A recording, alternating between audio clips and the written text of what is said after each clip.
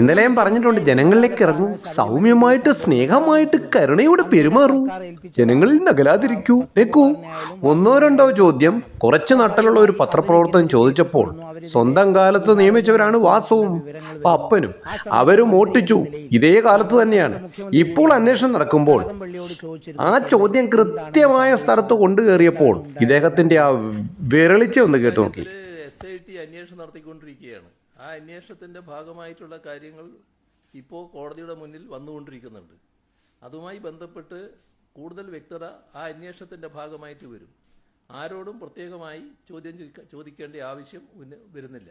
അല്ല, അങ്ങ് CM ആയിരിക്കുമ്പോഴല്ലേ ഇത് സംഭവിക്കുന്നത്? അങ്ങക്കൊരു രാഷ്ട്രീയ ബാധ്യതയില്ലേ? താങ്കൾ ഏതൊക്കെ കാലത്താണ് സംഭവിച്ചതെന്ന് അന്വേഷണം നടക്കട്ടെ. നിലവിൽ വന്നിരിക്കുന്ന 18-ലും 19-ലും ആണല്ലോ CM. നമ്മളെന്തിനാ അത്ര ധൃതിപ്പെടുന്നത്? അന്വേഷണം പൂർത്തിയാകട്ടെ. അല്ല, ധൃതിപ്പെടുന്നതല്ല, അങ്ങ് CM ആയ കാലത്താണല്ലോ CM ഇത് സംഭവം. അത് മനസ്സിലിരിക്കട്ടെ എന്ന്. അത് വ്യക്തമായല്ലോ.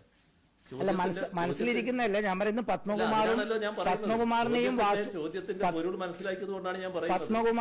വാസുവിനെയും അങ്ങാണല്ലോ അതിന്റെ ഭാരവാഹികളാക്കുന്നത്. നിങ്ങൾക്ക് എന്താ തർക്കിക്കുകയാണ് വേണ്ടത്? അല്ല, തർക്കിക്കല്ല, നമ്മളതിന്റെ ചോദിക്കും.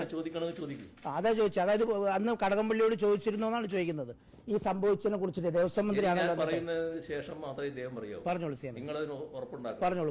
കാരണം ഇദ്ദേഹത്തെ ഇങ്ങനെ കാണുന്നുണ്ട് ഞാൻ പലപ്പോഴായിട്ട്. ഇവിടെ പറഞ്ഞുകൊണ്ടിരിക്കുമ്പോൾ ഇടക്ക് കയറി പറയാൻ എന്തോ ഒരു അവകാശമുള്ള ആൾ എന്ന മട്ടിലാണ് അദ്ദേഹത്തെ കാണുന്നത്. ആ നില പൊതുവിൽ വാർത്താ സമ്മേളനത്തിൽ നല്ല കാര്യമല്ല. ആരായാലും പാലിക്കേണ്ട ചില മിനിമം രീതികളുണ്ട്. അത് നിങ്ങൾക്ക് എല്ലാവർക്കും ബാധകമായിട്ടുള്ള കാര്യം തന്നെയാണ്. ഇദ്ദേഹം എന്തോ അതിൽ നിന്ന് ഒരു എക്സെപ്റ്റഡ് ആണ് എന്നൊരു ധാരണയിലാണ് അദ്ദേഹം എപ്പോഴും. അങ്ങനെ ഒരു ധാരണയില്ല CM. കണ്ടോ അല്ല, CM പറഞ്ഞ നമുക്കും പറയണ്ടേ? CM വാർത്താ സമ്മേളനല്ലേ? ഇവിടെ തർക്കിക്കാനല്ലോ വരുന്നത്. തർക്കിക്കുന്നല്ലോ. നിങ്ങൾ ചോദിക്കാനും ഞാൻ ഉത്തരം പറയാനുമാണ് നിൽക്കുന്നത്. നിങ്ങൾ എല്ലാ ചോദ്യങ്ങൾക്കും ഉത്തരം പറഞ്ഞുകൊണ്ടാണ് ഞാൻ ഇരിക്കുന്നത്. അവിടെ അനാവശ്യമായ തർക്കം ഉന്നയിക്കുന്നൊരു, അതായത് രമണ, ചോദ്യങ്ങൾ ഞാൻ പറയും, ഉത്തരവും ഞാൻ പറയും. മനസ്സിലായോ?